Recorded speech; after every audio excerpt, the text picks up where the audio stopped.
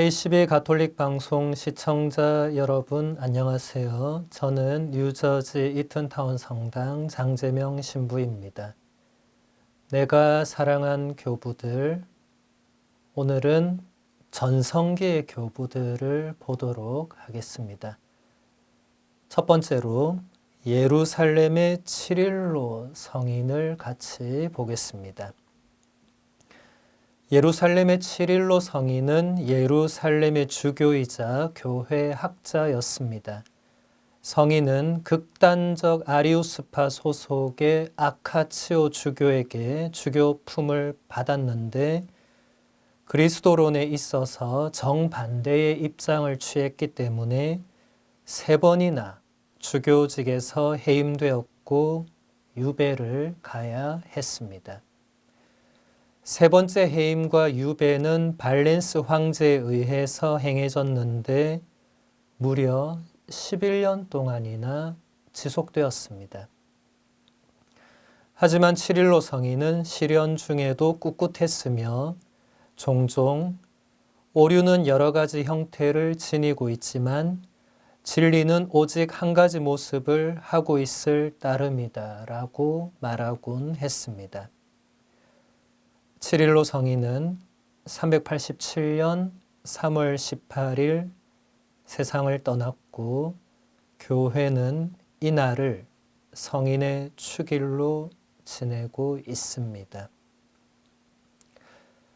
교부들의 삶에서 많이 공통되는 부분 중에 하나가 우리 정통신앙을 지키기 위해서 유배를 많이 갔다는 것입니다.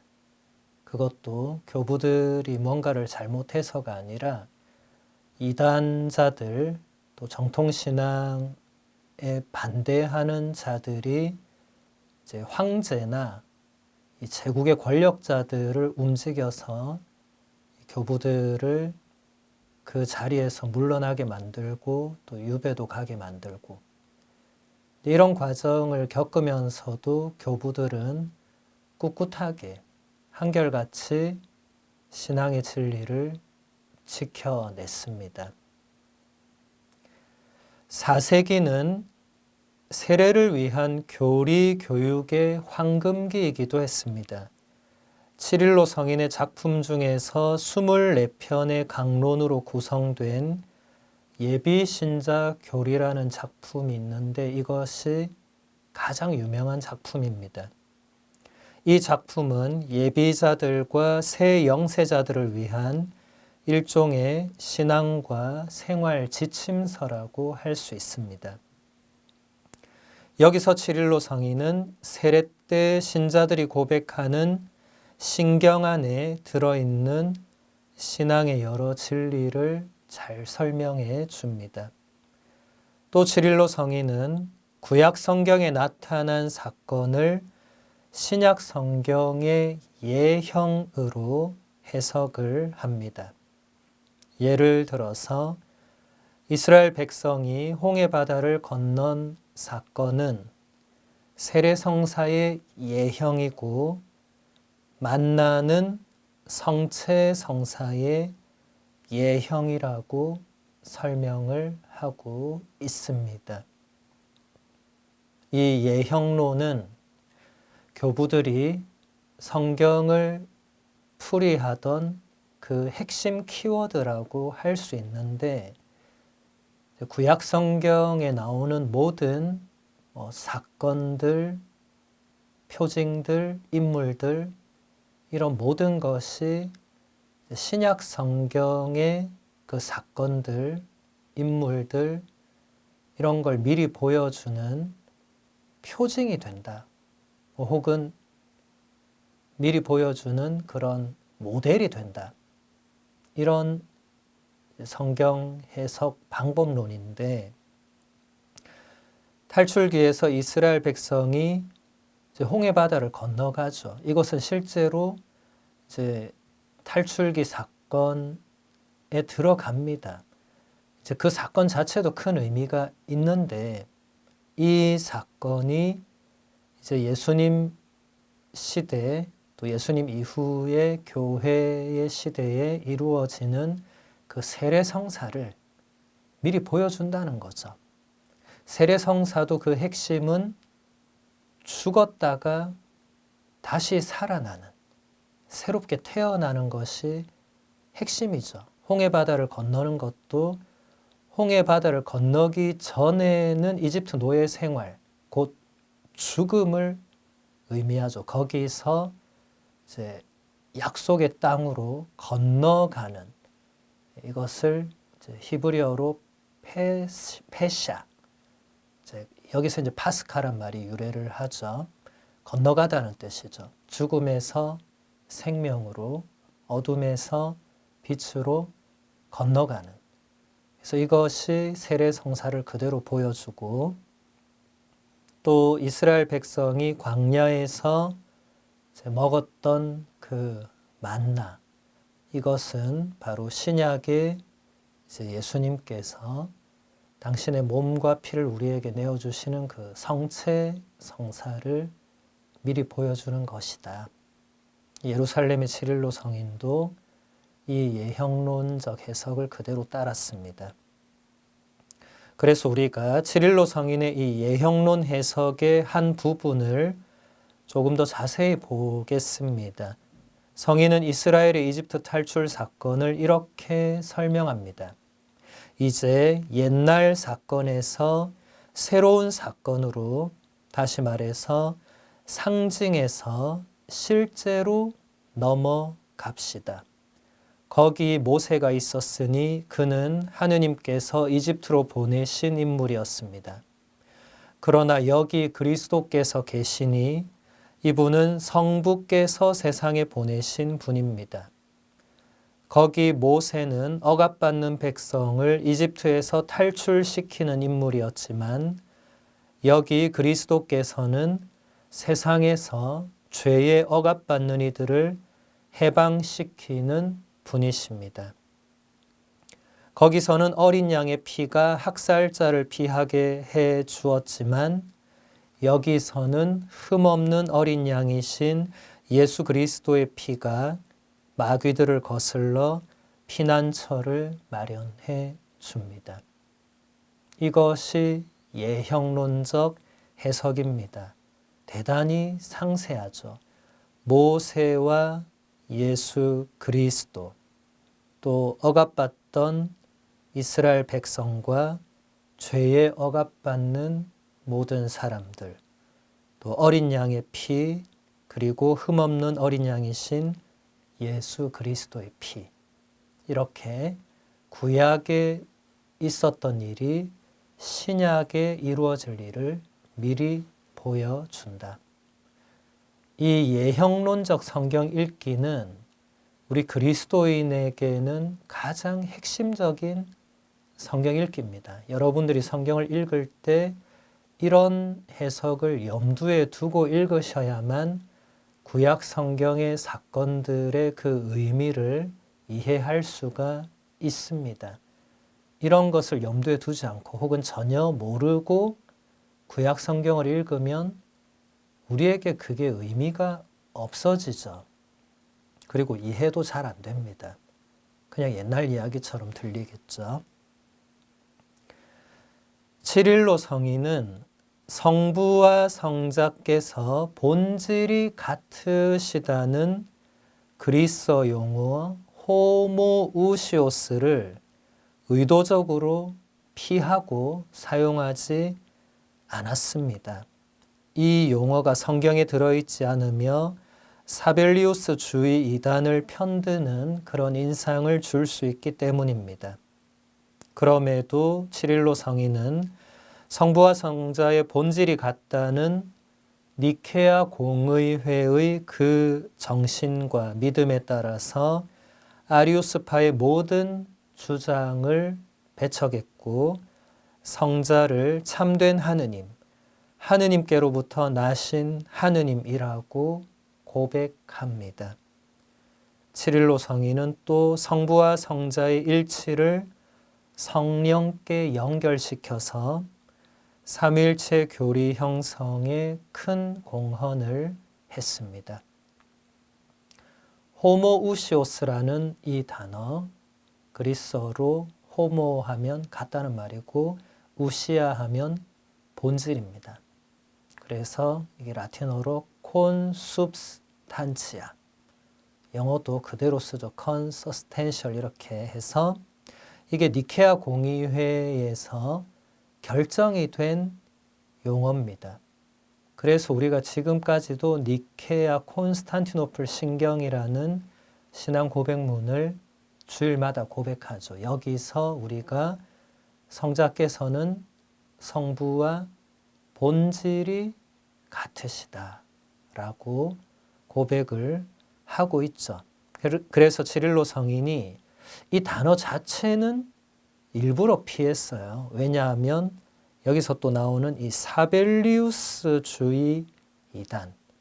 이제 사벨리우스주의라는 것은 성부와 성자를 구별하지 않고 그냥 똑같은 분이, 그러니까 그냥 성부 하느님이 성자 예수의 모습으로 잠깐 오셔서 그렇게 했다는 이단입니다. 이단. 그런데 이 호모우시오스라는 이 단어가 그런 이단과 비슷한 느낌을 줄 수 있다는 그런 위험이 있기 때문에 지릴로 성인이 의도적으로 사용을 하지 않았다는 것입니다. 그만큼 신자들을 배려한 거라고 볼 수 있죠. 또 지릴로 성인은 성체 성사의 교리에 관해서 성체 성사 안에 살아계신 그리스도의 참된 현존과 성체 성사 안에서 빵이 주님의 몸으로 실체 변화하는 것을 명확하게 가르쳤습니다. 그리고 미사 중에 바치는 제물 위로 성령께서 내려오시도록 청하는 기도와 죽은 사람을 위한 기도가 전례문 안에 들어있다는 증언도 우리에게 남겨주었습니다. 이것은 대단히 중요한 증언들인데 치릴로 성인이 4세기 인물이에요. 그러니까 상당히 초대 교회죠. 지금으로부터 1700년 전인데 그때 이미 실체 변화, 라틴어로 트란스substantia요. 그러니까 substantia라는 라틴어가 본질입니다. 트란스는 이게 변화되는 거죠. 트랜스 하면 요즘도 트랜스, 젠더, 트랜스 이렇게 그대로 영어도 라틴어로 옮겨 쓰죠. 이것은 말 그대로 빵이라는 실체에서 예수님의 몸이라는 실체로 완전히 변화된다. 성체, 성사의 그 축성에 의해서 빵이 축성 전이나 축성 이후나 보기에는 똑같은 빵인데 축성 이후에는 예수 그리스도의 살아있는 몸으로 완전히 트랜스 서브스텐스 된다라는 이것이 이미 4세기에 이미 교부들이, 그러니까 이것은 치릴로 성인이 개발한 게 아니라 이미 그때도 그렇게 신자들은 그 교리를 믿고 고백하면서 성찬례에 참여를 했다는 것이죠. 그리고 이미 그 시대 미사 안에 성령 청원 기도, 지금 여러분 미사 때 사제가 성찬의 전례 시작 때 성령을 청하죠. 거룩하신 아버지, 아버지께서는 모든 거룩함의 셈이시옵니다. 간구하오니 성령의 힘으로 이 예물을 거룩하게 하시어 우리 주 예수 그리스도의 몸과 피가 되게 해달라고 청하죠.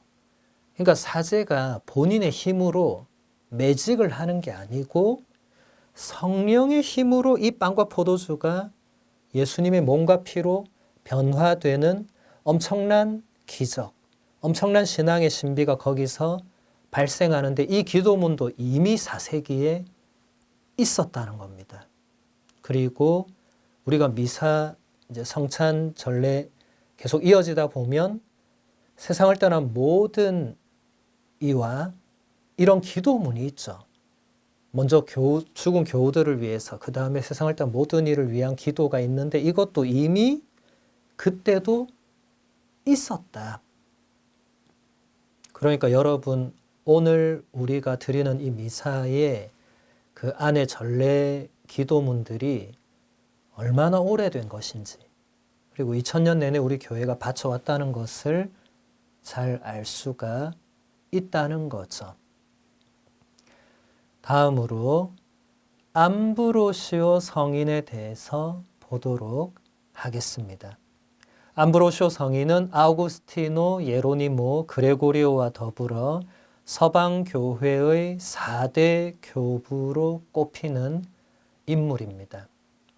성인은 일찍 관직 생활에 들어가서 황제의 궁전이 있던 밀라노로 진출을 하게 되었고 그 지역의 주 지방 장관의 자리에까지 오르게 됩니다.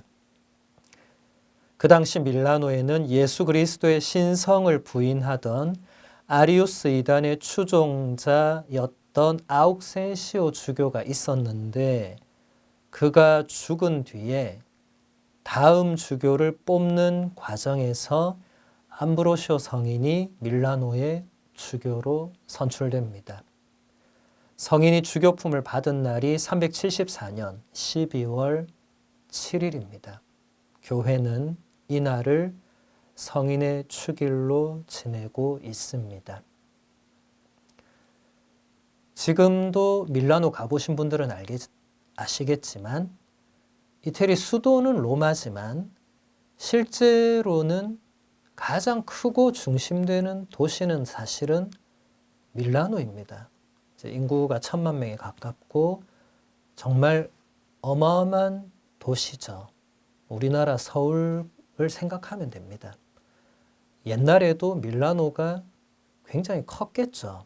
그리고 굉장히 중요한 위치를 차지했고 암브로시오 성인은 그 지역 전체를 이제 총괄하는 그런 주지사였다는 겁니다. 근데 그랬던 그가 아욱센시오 주교의 후임을 뽑는 과정에서 그냥 선출이 되어 버립니다.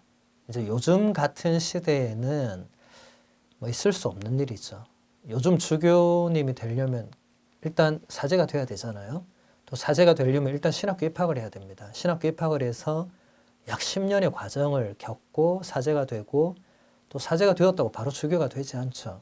최소 10년, 20년 또 사제로 살면서 또 그 중에서 누군가 주교가 되고 이런 오랜 시간과 또 그만큼 검증 과정들이 필요한데 그 옛날, 지금 4세기니까 그 옛날에는 그런 전문적인 과정이 없었고 그냥 사람들이 저분이 주교가 되면 좋겠다는 이런 것이 이제 작용을 해서 물론 그것도 몇몇 개개인의 뜻으로 이루어진 건 아니고 그 수많은 신자들이 그것을 요청할 때 그 하느님의 백성의 목소리 안에 하느님의 뜻이 있다고 교회가 받아들인 거죠. 그래서 유명한 라틴어 격언에 이제 Vox Populi Vox Dei라는 말이 있습니다.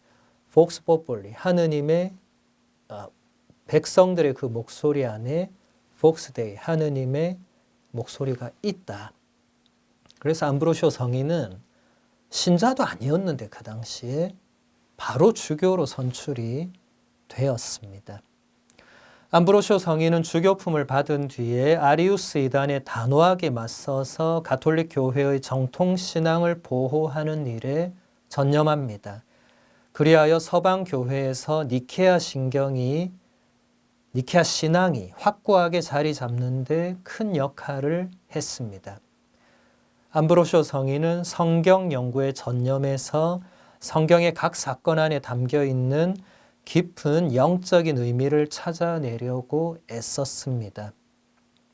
성인의 강론은 많은 사람들에게 깊은 감명을 주었고 아우구스티노 성인이 암브로시오 주교의 강론을 듣고 그리스도교로 개종한 사실이 이것을 잘 증명해 주고 있습니다. 제가 금방 말씀드린 대로 암브로시오 성인은 주교로 선출되기 전에 신자도 아니었어요. 근데 주교가 됩니다. 그러니까 아무것도 몰랐으니까 이제 교리나 성경에 대해서 얼마나 열심히 연구를 하고 묵상을 했겠어요.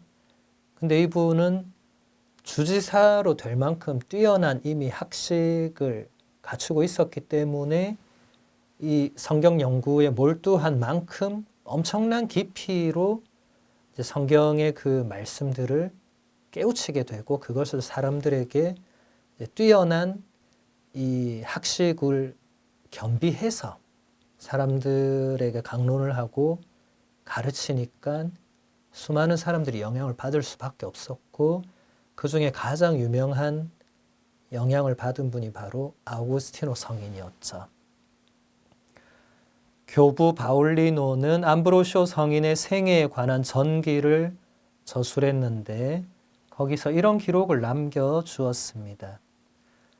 암브로시오 주교에게 죄를 고백하러 사람들이 올 때마다 그는 항상 그들과 같이 울었습니다.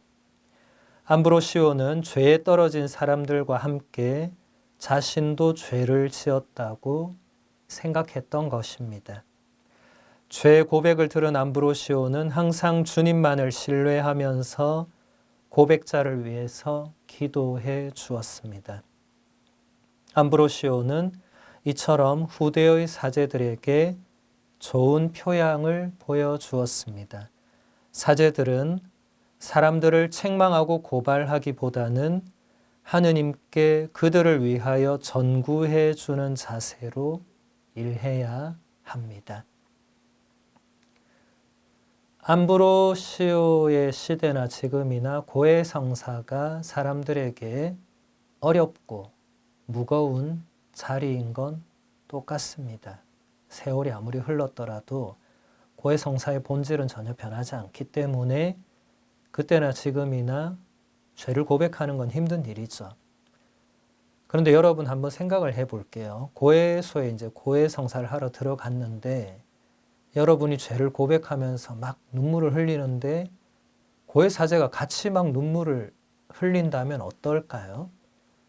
굉장히 마음의 위로와 이런 뭔가 안정, 또 뭔가 말로 표현할 수 없는 그런 감동을 느낄 수 있겠죠. 암브로시오 성인은 항상 그렇게 하셨다는 겁니다. 그러니까 수많은 사람들이 암브로시오 성인에게 고해성사를 보고 뭔가 하느님의 자비와 용서, 뭔가 그런 따뜻함을 느꼈다는 거죠. 그래서 오늘날 사제들도 고해소에 들어온 신자들을 책망하고 혼내고 뭐 야단치고 이렇게 하기보다는 같이 울어주고 같이 아파해주고 이런 모습을 암브로시오 성인이 잘 모범으로 보여주었다는 것입니다. 암브로시오 성인은 베드로의 눈물을 자신에게도 내려주시기를 주님께 자주 청했다고 합니다. 눈물로 죄를 씻는 효력과 사람을 새롭게 탄생시키는 영적 효과를 강조하면서 이런 눈물을 좋은 눈물이라고 불렀다고 합니다. 베드로의 눈물은 언제 흘린 거죠? 베드로가 예수님을 3번이나 모른다고 부인했을 때 예수님께서 고개를 돌려서 베드로를 바라보시죠. 그래서 베드로는 예수님의 눈을 볼 수밖에 없었고 그리고 그 눈빛에서 서로 뭔가가 있었겠죠. 그 길로 베드로는 밖으로 나가서 이제 구슬프게 울었습니다. 바로 그 눈물이 베드로의 그 회심의 눈물이 되겠죠. 암브로시오 성인은 본인에게도 그런 눈물의 은총을 달라고 자주 청했다는 겁니다. 이런 눈물은 이제 좋은 눈물이다. 우리가 힘들고 서럽고 슬퍼서 우는 눈물은 그게 꼭 좋다고 할 수는 없지만 베드로가 흘렸던 눈물은 자신의 그 잘못, 자신의 인간적인 나약함, 그런 것에 대해서 아파하는, 그래서 다시 새로워질 수 있고 다시 하느님께로 나아갈 수 있는 그런 기회가 되기 때문에 좋은 눈물이 되겠죠. 암브로시오 성인이 밀라노의 주교로 있을 때 가난한 민중들은 세금과 부자들의 권세에 짓눌리고 있었습니다. 자신의 재산을 이미 가난한 사람들에게 다 나누어 주었던 암브로시오 성인은 나봇 이야기라는 작품을 저술하는데 거기서 가난한 사람들의 권리를 보호합니다. 또 모든 사람에게 속하는 재화의 공정한 분배와 사유재산의 권리와 한계에 대해서 강력하게 가르치고 있습니다.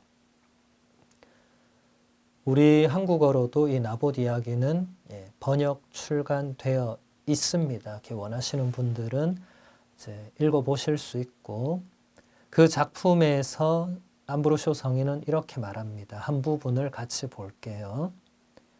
헐벗은 사람이 그대의 집 앞에서 부르짖고 있는데도 그대는 모른 채 합니다.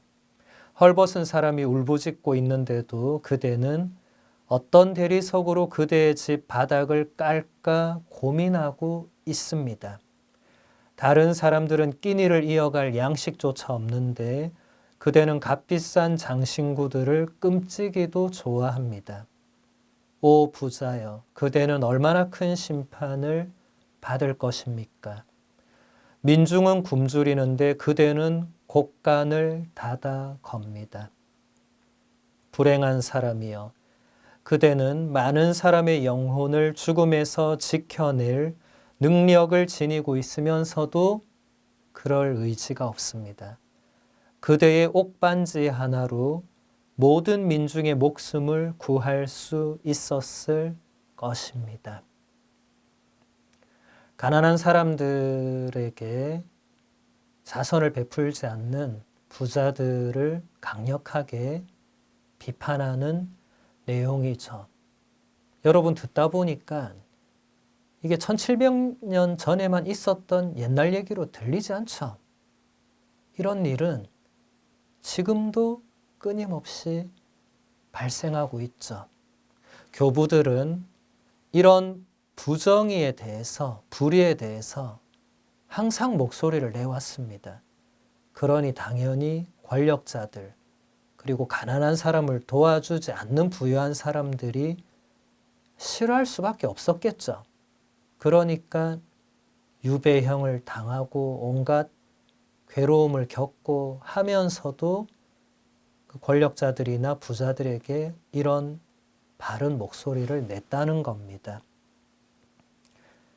다음으로 요한 크리소스토모 성인을 보도록 하겠습니다. 요한 크리소스토모 성인은 모든 교부들 가운데에서 가장 빼어난 탁월한 설교가였습니다. 성인은 감동적인 설교로 청중들의 마음을 사로잡았기 때문에 크리소스토모라는 이 별칭을 얻은 거예요. 이게 그리스어로 크리소스 하면 황금이고 토무스 하면 이게 두루마리, 그러니까 조금 더 의역을 하면 지금 우리는 이것을 요한 금구, 입구자를 써서 황금의 입이다. 너무 설교를 잘하니까 황금의 입이다 이렇게 별명이 붙었죠. 그래서 요한 크리소스토모 성인의 작품들도 우리말로 지금 번역 출간된 것이 있고 또 앞으로도 나올 거니까 여러분들이 읽어보실 수 있습니다. 요한 크리소스토모 성인은 끊임없이 성경을 읽고 묵상하고 그것을 사람들에게 설교를 했습니다. 고대의 그 어떤 그리스도교 저술가도 요한 크리소스토모 성인만큼 신구약 성경에 관한 방대한 설교를 남기지 못했습니다. 성인이 남겨준 설교만 700편이 넘습니다. 오늘날은 워드 프로세스로 이렇게 하니까 700편 넘는 강론을 남긴 사제들이나 학자들이 있을 수 있겠죠. 그런데 여러분, 요한 크리소스토모 성인은 4세기 인물입니다. 그때 워드 프로세스, 아이패드 이런 거 없었죠. 그리고 본인이 뭘 이렇게 적어서 그럴 노트, 펜 이런 거 별로 없을 때죠. 그냥 오로지 묵상한 내용을 그냥 사람들에게 미사 때나 교리교육 때나 평소에 어떤 만남에서 끊임없이 그것을 가르쳤고, 그 중에 남아있는 것만 해도 700개가 넘었다. 그 누군가가 이제 속기사나 누군가 이렇게 받아 적은 거죠. 그것만 해도 700편이 넘었다는 것은 정말 엄청난 거죠. 그 이상 어마어마한 설교를 하셨다는 거죠. 요한 크리소스토모 성인은 신자들에게 이런 권고를 하고 있습니다. 누구든지 집에 들어가면 성경을 손에 드십시오. 지속적인 도움을 성경에서 얻고자 한다면 들은 것을 되새기십시오. 다른 스승을 찾지 마십시오. 여러분은 하느님의 말씀을 모시고 있습니다. 그 누구도 그 말씀처럼 여러분을 가르쳐 주지 못할 것입니다. 자, 여러분, 일과 직장 이제 마치고 집에 들어가면 제일 먼저 성경을 손에 들고 읽는 분이 계실까요? 여러분, 집에 퇴근해서 제일 먼저 집에 가면 뭐 하십니까?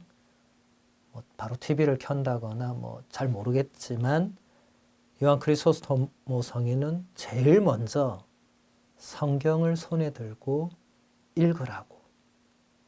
이게 우리 신앙인들이 해야 할 일이라고 가르친 겁니다. 놀랍죠? 지금 우리가 이렇게 한다면 많은 변화가 있겠죠. 요한 크리소스토모 성인은 가난하고 소외된 사람들의 비참한 삶을 자신의 것으로 받아들이고 기득권층의 고삐 풀린 사치와 부자들의 탐욕을 끊임없이 고발했습니다. 이렇게 말합니다.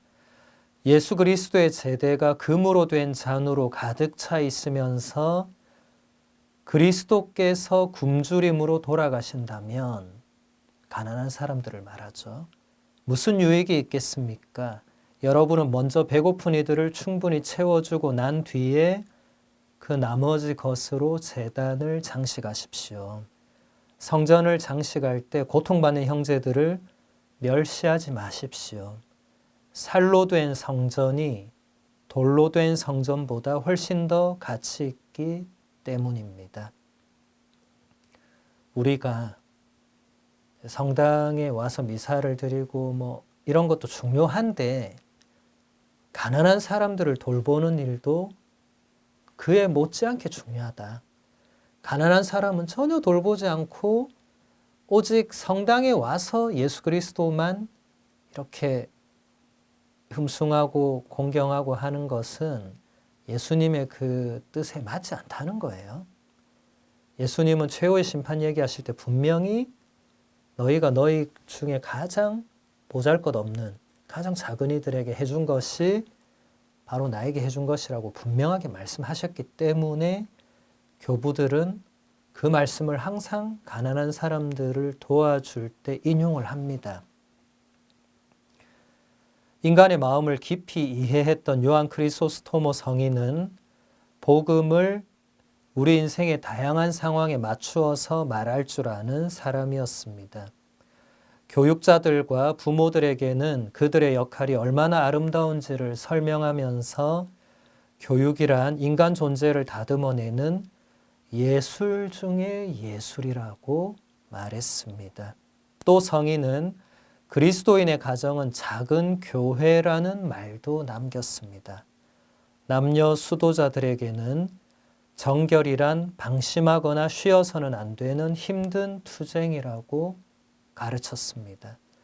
이런 면에서 요한 크리소스토모 성인의 작품들은 그리스도인 삶의 완벽한 길잡이라고 할 수 있습니다. 지금도 우리말에 교육이 백년지 대계다 이런 말이 있죠. 교육이야말로 이 한 나라를 볼 때도 100년을 가늠할 수 있는 가장 기초적이고 중요한 것이다. 요한 크리소스토모 성인은 교육은 예술 중의 예술이다. 한 사람을 그 교육을 통해서 어떻게 바꿀 수 있는지를 어떤 예술보다도 교육이 가장 거기서 큰 역할을 한다는 거죠. 신앙교육도 이것은 마찬가지입니다. 그래서 성인은 가정을 작은 교회라는 말로 표현을 했죠. 작은 교회는 무슨 말이죠? 가정 안에서 기도하고 하느님 말씀을 읽고 묵상하고 성경을 읽고 함께 나누고 이런 교회 안에서 행해지는 일들이 가정 안에서도 행해져야 된다는 거죠. 가정에서 안 되면 그 아이가 나중에 교회 안에서 그렇게 하기가 어렵겠죠. 요한 크리소스토모 성인은 제국의 수도였던 콘스탄티노플의 총대주교가 되자 부패하고 타락한 성직자와 수도자들을 과감하게 개혁했습니다. 또 성인은 설교를 할 때마다 황실의 허례 허식과 사치도 매우 준엄하게 꾸짖었습니다. 또 성인은 황후였던 에우독시아의 허영심과 탐욕을 모질게 비판했기 때문에 황후의 증오와 적개심을 사게 되었습니다. 그래서 성인은 주교직을 박탈당하고 유배를 가게 됩니다. 그리고 그 유배 길에서 세상을 떠나게 되었는데 모든 것을 통하여 하느님께서는 영광을 받으소서라는 마지막 말을 남기고 숨을 거두었습니다. 성인이 세상을 떠난 9월 14일을 우리 교회는 성인의 축일로 지내고 있습니다. 다음으로 예로니모 성인을 보도록 하겠습니다. 예로니모 성인은 수도자요 사제로서 성경을 라틴어로 번역한 위대한 성서학자였습니다. 예로니모 성인은 한마디로 말하면 성경의 사람이었습니다. 성인은 동시대인들 가운데 라틴어와 그리스어, 히브리어를 자유자재로 구사할 수 있는 유일한 교부였습니다. 예로니모 성인은 성경의 중요성을 강조하면서 이렇게 말했습니다.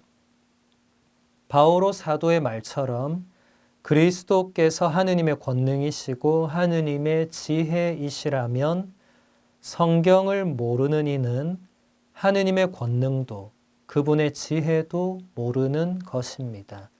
성경을 모르는 것은 그리스도를 모르는 것입니다. 이 마지막 문장은 너무나도 유명한 문장이죠. 그래서 제2차 바티칸 공의회가 그대로 문헌에 인용을 할 정도로 그리고 지금 우리에게도 이것은 진리입니다. 성경을 모르는 사람은 예수 그리스도를 모를 수밖에 없죠. 베네딕토 16세 교황님은 지난 2010년 9월 30일 예로니모 성인의 축일입니다. 그날에 주님의 말씀이라는 제목의 권고를 발표하십니다. 그 권고에서 교황님은 예로니모 성인을 엄청 인용을 하시면서 이제 권고를 풀어 나가시는데 그 중에 몇 개만 같이 보도록 할게요. 교황님은 이렇게 얘기합니다. 교회 역사에서 성인들은 그리스도에 대한 사랑을 더욱 크게 하기 위해서 성경을 알아야 할 필요성을 끊임없이 권고했습니다. 이는 특히 교부들에게 분명히 나타납니다. 하느님의 말씀과 참으로 사랑에 빠졌던 예로니모 성인은 이렇게 자문하곤 했습니다. 믿는 이들의 생명이신 그리스도를 알게 해주는 성경에 대한 지식 없이 어떻게 살 수 있겠습니까? 그는 성경이 매일 하느님께서 믿는 이들에게 말씀하시는 도구임을 잘 알고 있었습니다. 베네딕토 교황님이 예로니모 성인을 이렇게 표현합니다. 하느님의 말씀과 참으로 사랑에 빠졌던 인물이다. 우리도 예로니모 성인을 닮아서 하느님의 말씀과 사랑에 빠진다면 우리의 삶이 많은 변화가 있을 것입니다. 그리고 날마다 하느님께서 당신을 믿는 이들에게 말씀하시는 가장 핵심적인 도구가 바로 성경이라고 교황님이 말씀하시는데 예로니모 성인이 이것을 누구보다도 잘 알고 있는 분이었다고 얘기합니다. 또 같은 권고에서 교황님은 이렇게 말씀하십니다. 예로니모 성인은 로마의 귀부인 레타에게 딸의 교육에 관해서 이렇게 충고합니다. 딸이 반드시 매일 성경의 몇 단락을 공부하도록 하십시오. 기도한 다음에는 독서를 하고 독서한 다음에는 기도를 해야 합니다. 보석과 비단 옷들 대신에 거룩한 책들을 사랑하게 하십시오. 오늘날 여러분 자녀를 이렇게 교육하는 신자 부모님이 계시는지 모르겠습니다. 자녀들에게 공부만 하면 된다. 이렇게 하는 신자 부모님들이 계시다면 안타까운 일이죠. 예로니모 성인은 신자 부모님들에게 자녀들이 반드시 날마다 성경의 몇 단락을 읽고 공부하도록 해야 된다. 그리고 성경을 읽고 나면 기도를 해야 되고 기도를 하면 또 성경 말씀을 읽어야 되고 그래서 보석이나 비단 옷 대신에 거룩한 책들, 성경이죠. 성경을 사랑하도록 자녀를 가르쳐야 된다. 지금도 유효합니다. 특히 신자 부모님 여러분들은 자녀들에게 돈만 있으면 된다. 너희 돈만 많이 벌면 된다. 이렇게 가르쳐서는 안 되겠죠. 세상에 아무리 자녀들에게 그런 말들을 한다고 하더라도 신자 부모님들은 아니라고. 돈이 최고가 아니라고. 너는 성경 말씀을 읽고 묵상하고 하느님을 만나야 된다고. 이런 교육을 하셔야 되겠죠. 학교나 학원에서는 당연히 이런 교육을 하지 않겠죠. 그럼 부모님들이 하셔야 되겠죠. 신자인 부모님들은. 예로니모 성인이 네포시아노 사제에게 권고하는 것은 우리에게도 적용됩니다. 성경을 매우 자주 읽으십시오. 아니, 거룩한 책이 당신의 손을 떠나지 않게 하십시오. 여기에서 당신이 가르쳐야 할 것을 배우십시오. 성경 연구에 삶을 바쳤고 교회에 성경의 라틴어 번역본인 불가타를 주었던 이것은 대중 라틴말 성경을 말합니다. 이 위대한 성인의 모범을 따라서 그리고 그리스도와의 만남을 영성 생활의 중심으로 삼았던 모든 성인의 모범을 따라 하느님께서 교회에 주신 말씀을 깊이 이해하려는 우리의 노력을 새롭게 합시다. 이게 교황님 권고의 핵심입니다. 예로니모 성인처럼 정말 그 성경이 우리 손을 떠나지 않도록 프란치스코 교황님도 뭐라고 하셨죠? 복음서를 주머니에 넣고 다니라고. 요즘은 또 스마트폰이 얼마나 좋습니까? 여러분이 스마트폰 안에 성경 전체가 들어가 있잖아요. 그냥 무료로 그 앱을 깔면 됩니다. 그럼 스마트폰으로 성경을 읽을 수 있죠. 정말 좋은 세상입니다. 이런 면에서는. 그래서 우리는 성인들처럼 예수 그리스도와의 만남을 영성생활의 중심으로, 그러니까 우리 신앙생활의 중심으로 삼아야 된다. 여러분 신앙생활의 중심이 뭐예요? 주일 미사입니까? 물론 주일 미사가 중심입니다. 주일 미사 우리가 왜 가는 거죠? 예수 그리스도를 만나기 위해서 가는 겁니다. 안 가면 고해성사해야 되니까 가는 게 아니죠. 예수 그리스도를 만나는 게 우리에게는 가장 중요하고 그 만남을 도와주는 가장 중요한 도구가 바로 성경이기 때문에 날마다 성경을 손에서 놓지 않고 읽고 묵상하고 기도해야 된다라는 것이 예로니모 성인의 가르침이기도 하고 모든 성인들의 모범이기도 하다는 것입니다.